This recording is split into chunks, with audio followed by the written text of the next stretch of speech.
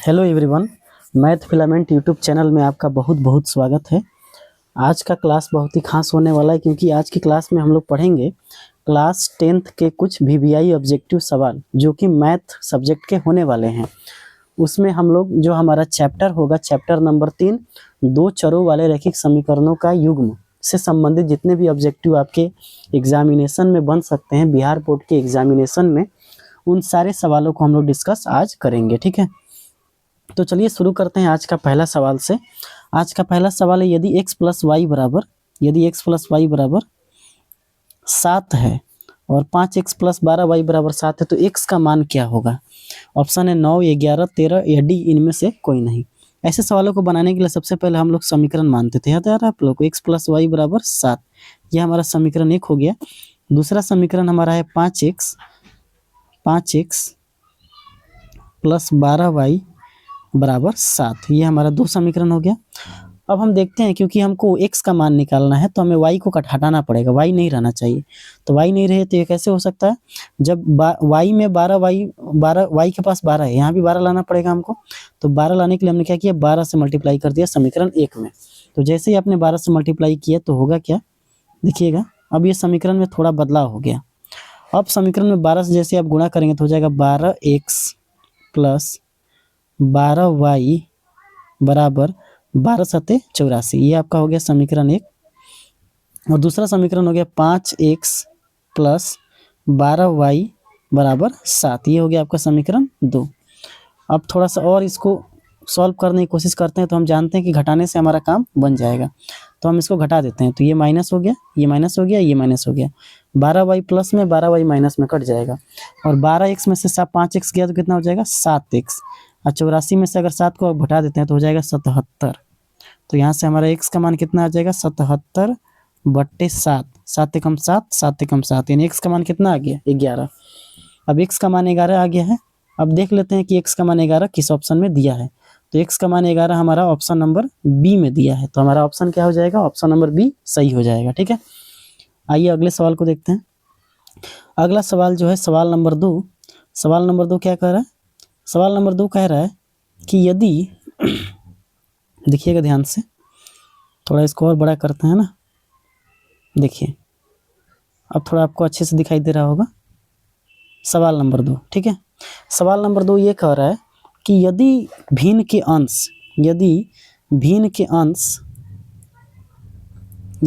के अंश और हर का योगफल 18 है, यदि हर में 2 जोड़ दे तो भिन्न 1/3 हो जाता है, तो भिन्न क्या होगा। ऑप्शन है 5/13, बी 13/5, सी 7/11 और डी इनमें से कोई नहीं। ठीक है, तो देख लेते हैं इसका क्या ऑप्शन होगा। देखिए अंश मान लेते हैं, अंश जो है, अंश को मान लेते हैं हम लोग x और हर को मान लेते हैं y। तो यहाँ पे अंश और भिन्न का हर कितना दिया है, x प्लस y बराबर 18, तो ये हमारा समीकरण 1 हो गया। अब देखते हैं कि हर में कितना जोड़ा है, तो मान लेते हैं कि हमारा भिन्न कितना हो जाएगा x/y, ये हमारा भिन्न हो जाएगा। तो भिन्न x/y हो तो x को ऐसे ही छोड़ दिए, यानी अंश को वैसे ही छोड़ देंगे, ऊपर वाला अंश होता है, और हर में आपने क्या जोड़ दिया है 2, तो ये हो गया कितना 1/3। अब इसको थोड़ा सा और सॉल्व करना पड़ेगा, है ना। तो जैसे आप इसको और सॉल्व करेंगे तो देखिएगा, तिर्यक गुणा कर देते हैं, तो तिर्यक गुणा करेंगे तो 3x हो जाएगा, 3 में x से गुणा होगा, और इसमें बराबर y प्लस 2, तो 3x, y को इधर लाएंगे तो माइनस y बराबर, ये 2 को यहीं छोड़ दिया तो समीकरण 2। अब आपका 2 समीकरण तैयार हो गए। ठीक है ना, 2 समीकरण कौन कौन है, x प्लस वाई बराबर 18 और 3x माइनस वाई बराबर 2। अब दोनों समीकरणों को एक पास लिख लेते हैं। ठीक है ना, तो एक समीकरण आपका हो गया x, समीकरण लिखेंगे आप लोग x प्लस वाई बराबर 18, और एक समीकरण है आपका समीकरण 1 3x माइनस वाई बराबर 2। अब इन दोनों समीकरणों को आपको क्या करना है, सॉल्व करना है। ठीक है ना, तो देखेंगे एक बार लिखते हैं x प्लस वाई बराबर 18, ये आपका समीकरण फर्स्ट है, और दूसरा है 3x माइनस वाई बराबर 2। जैसे ही सॉल्व करेंगे तो क्या होगा, y से y कट गया, 3x और 4x कितना हो जाएगा, 3 और x हो जाएगा 4x, 18 2 कितना हो जाएगा 20, तो x का मान कितना हो गया 4 5 20, यानी x का मान हो गया 5। अब जैसे ही x का मान हो गया 5, तो आप जानते हैं कि यहाँ पे एक समीकरण दिया है x प्लस वाई बराबर 18। तो यहाँ पे अगर x का मान अगर 5 रखते हैं तो 5 प्लस वाई बराबर 18, तो y का मान हो जाएगा 18 माइनस 5 यानी 13। यानी x का मान हो गया 5 और y का मान हो गया 4, तो हमारा भिन्न कितना हो जाएगा 5/13। अब आपको 5/13 ऑप्शन में देख लेना है, तो 5/13 जहाँ भी आपको ऑप्शन में दिखेगा वही आपका क्या हो जाएगा सही आंसर। तो ऑप्शन नंबर ए हम अपना सही हो जाएगा। ठीक है, आइए नेक्स्ट सवाल पे देखते हैं। नेक्स्ट सवाल प्रश्न नंबर 3 पे देखते हैं। प्रश्न नंबर 3, ठीक है, प्रश्न नंबर 3 क्या कह रहा है, जरा इसको देख लेते हैं। प्रश्न नंबर 3 कह रहा है कि यदि a1x plus b1y plus c1 बराबर 0 और a2x plus b2y plus c2 बराबर 0 तो एक अद्वितीय हल होगा। अब यहाँ पे 3 कॉन्सेप्ट मैं आपको समझा देता हूँ, जरा बहुत ही ध्यान से समझेंगे। पहले तो इस सवाल का जो आंसर होगा वो होगा a1/a2 बराबर नहीं है b1/b2 के, यानी a1/a2 बराबर नहीं है b1/b2 के, तो हम इसको कहते हैं अद्वितीय हल। अद्वितीय हल, अद्वितीय हल। अगर ऐसा होता है तो a1/a2 बराबर नहीं है b1/b2 के, तो इसका एक अद्वितीय हल होगा। और इसकी जो रेखाएं होंगी, दोनों रेखाएं एक दूसरे को प्रतिच्छेद करेंगी, यानी प्रतिच्छेदी रेखाएं होंगी, और इसका केवल और केवल एक ही हल होगा। ठीक है, ये कॉन्सेप्ट समझ में आ गया। अब जरा और थोड़ा सा समझ लेते हैं। अगर मान के चलिए कि a1/a2 बराबर b1/b2 बराबर c1/c2, अगर ऐसा हो जाता है तो इसको हम कहेंगे संपाती रूप से अनेक हल। इसको कहेंगे अनंत हल होंगे। इसके क्या होंगे, अनंत हल होंगे। अब इसके अनंत हल होंगे, और अनंत हल होंगे, पहला बात तो ये कहेंगे रेखाएं संपाती होगी। रेखाएं कैसी होगी, रेखाएं संपाती होगी, रेखाएं संपाती होगी। और इसका अनंत हल होगा, है ना। और रेखाएं कैसी होगी, एक ही पे एक होगी, अनंत हल होंगी। बात समझ में आ रहा है ना।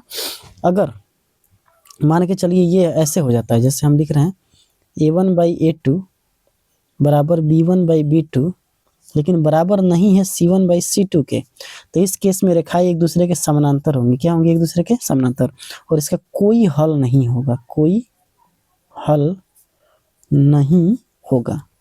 तो ये 3 कॉन्सेप्ट आप लोग याद रखेंगे, इस चैप्टर का एक निचोड़ है ये। ठीक है, तो इस सवाल का जो आंसर है हमने आपको बता दिया है। इस सवाल का जो भी आंसर है आप ध्यान से देख लेंगे। इस सवाल का आंसर क्या था कि अगर अद्वितीय हल कब होगा, जब a1/a2 बराबर नहीं हो b1/b2, यानी ऑप्शन नंबर ए हमारा क्या हो जाएगा, सही हो जाएगा। ठीक है, अगला सवाल देखते हैं, सवाल नंबर 4। सवाल नंबर 4 को देख लेते हैं। ठीक है, सवाल नंबर 4 को आप ध्यान से देखेंगे तो सवाल नंबर 4 कह रहा है कि यदि a1/a2 बराबर b1/b2 और बराबर नहीं है c1/c2 के, तो अभी हमने आपको बताया कि इसका जो होगा कोई हल नहीं होगा, क्योंकि रेखा कैसी होगी, समानांतर हो जाएगी। जब रेखाएं समानांतर हो जाती है तो कोई हल नहीं होता है, कोई हल नहीं होता है। तो ऑप्शन नंबर ए क्या हो जाएगा, सही हो जाएगा, है ना। यहाँ पे हलों की संख्या यानी शून्यकों की संख्या कितनी हो जाएगी, 0। क्वेश्चन नंबर 5 कह रहा है युगपत समीकरण 2x + 3y = 5 और 4x + 6y = 9 तो निकाय है।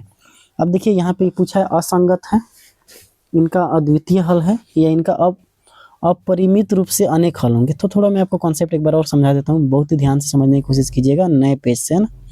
सबसे पहला कॉन्सेप्ट क्या है, आप बहुत ही अच्छे से समझने की कोशिश करेंगे। सबसे पहला कॉन्सेप्ट बहुत आराम से समझेंगे ना। अगर मान लेते हैं a1/a2 बराबर नहीं है b1/b2 के, तो हम क्या क्या बातें बता सकते हैं। सबसे पहले इसका अद्वितीय हल होगा, अद्वितीय हल होगा। पहला बात तो ये समझेंगे। इसका केवल एक हल होगा, केवल एक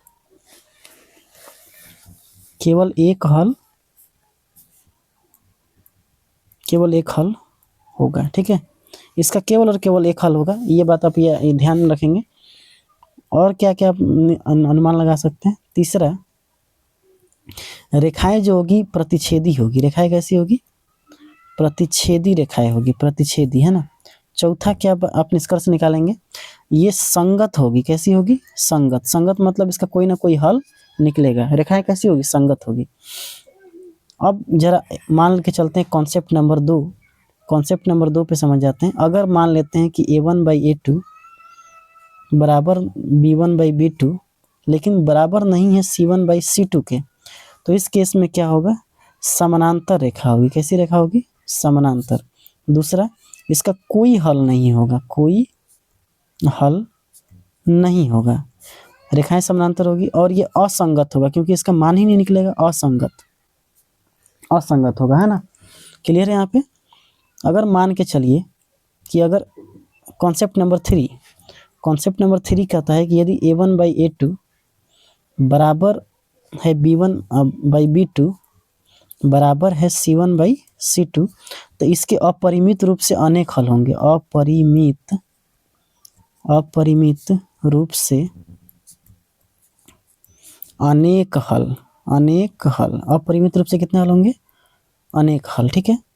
और क्या दूसरा इसमें और क्या हम कह सकते हैं? और ये कह सकते हैं कि इसका अनंत हल होगा। अनंत हल होगा। तीसरा, रेखाएं संपाती रेखाएं होगी। कैसी रेखाएं होगी? संपाती रेखाएं। और ये संगत होगी। कैसी होगी? संगत। संगत होगी, है ना? अब जरा देख लेते हैं आपके सवाल का जो क्या है आपका। अब आपके सवाल को अगर हम ध्यान से देखें तो ये आपका सवाल दिया है। ठीक है। इस सवाल को आप ध्यान से हल करने की कोशिश करेंगे तो आप देखेंगे ये कि युगपत समीकरण का हमसे पूछा है कि असंगत होगा, अद्वितीय हल होगा या अपरिमित। तो हम चेक करते हैं ना। देखिए A1 x के पास वाला को कहते हैं A1, ये B1 है। ठीक है। तो मान के चलिए A1 का मान कितना है? 2, B1 का मान कितना है? 3 और C1 का मान कितना है? 5। ठीक है। उसी तरह A2 का मान कितना है? 4, B2 का मान कितना है? 6 और C2 का मान कितना है? 9। अब A1/A2 निकालिए तो 2/4। अब B1/B2 निकालिए 3/4। 2 एकम 2, 2 दूना 4, 3 एकम 3, 3 दूना 6। बराबर हो गया ना? ये बराबर हो गया। अगर ये बराबर हो गया,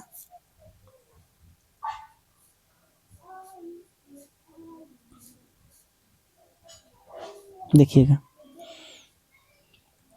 ध्यान से देखेंगे आप लोग, ये बराबर हो गया। ठीक है ना? लेकिन अब ध्यान से देखेंगे 5/9, तो ये तो बराबर नहीं है ना।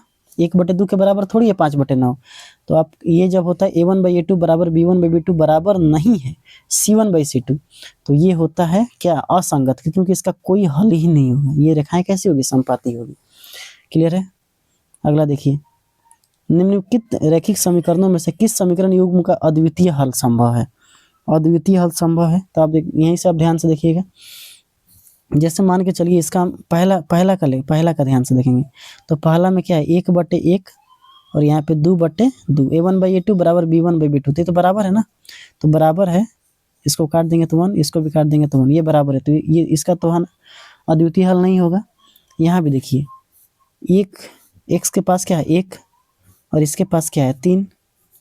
इस y के पास कितना है? -1 और इस वाले y के पास कितना है? ऑप्शन नंबर बी में -3, माइनस माइनस कट गया, तो ये भी 1/3, ये भी 1/3, तो ये तो बराबर हो गया ना। बराबर हो गया, तो इसका भी क्या होगा? ये संपाती रेखा है ना। यहाँ देखिए 2/2 और यहाँ पे कितना है? 2। यहाँ x का मान y के पास कितना है? 1 और यहाँ y के पास कितना है? -2। तो यहाँ कट के कितना हो जाएगा? 1। यहाँ कितना हो जाएगा? 1/2।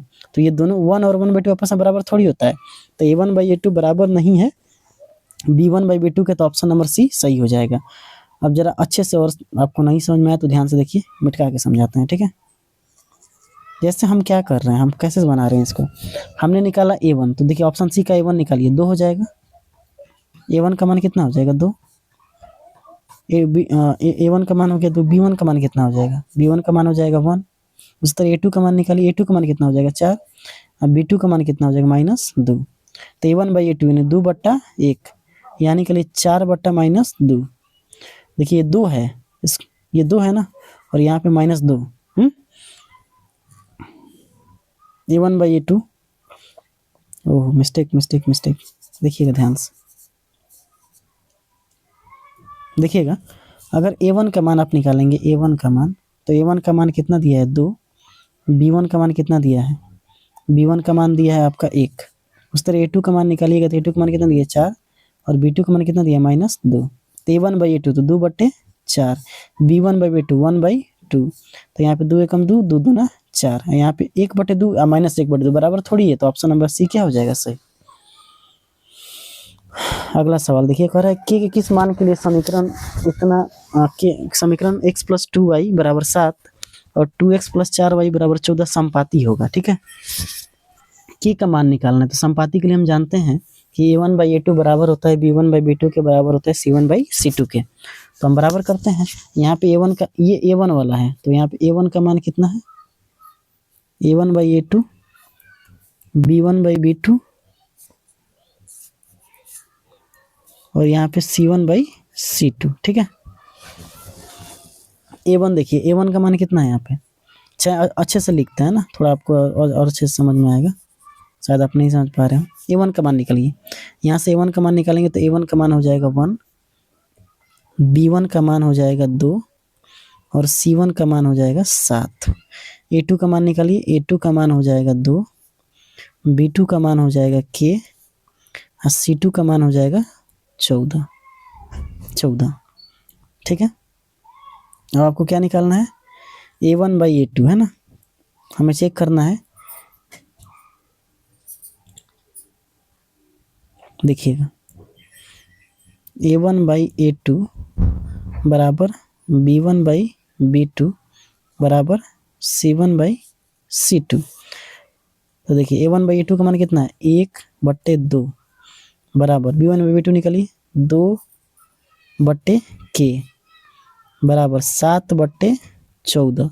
तो 7 एकम 7, 7 दूना 14। तो आप किसी एक को ले लीजिए, हम इसी को ले लेते हैं ना, इस दोनों को। तो इस दोनों को जैसे आप लेंगे तो देखिएगा ध्यान से, तिरे गुणा कीजिए। जैसे इसको लिख देते हैं पहले, 1/2 बराबर 2/K।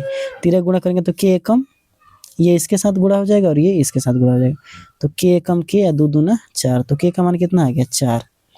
तो अब यहीं पे आपका ऑप्शन चुन लेंगे। K का मान देख लीजिए 4 किस में दिया है, तो K का मान 4 आपको एक ही ऑप्शन में दिया है, option number C, option number C में। ठीक है, अगला सवाल, K के किस मान के लिए निम्नलिखित समीकरण का कोई हल नहीं है। तो हम जानते हैं कोई हल नहीं है, पहले A1 का मान निकालते हैं। A1 का मान कितना दिया है, 1। B1 का मान कितना दिया है, यहाँ पे 2y होगा। B1 का मान दिया है 2, C1 का मान दिया है 5। उसी तरह A2 का मान निकालिए, A2 का मान कितना दिया है, 3। B2 का मान कितना दिया है, K और C2 का मान कितना दिया है, 15। ठीक है, तो हम जानते हैं कि कोई हल नहीं है, तो कोई हल नहीं है तो ये दोनों बराबर होना चाहिए ना। कोई हल जब नहीं होता है तो हम जानते हैं कोई हल का कि A1/A2 बराबर B1/B2 बराबर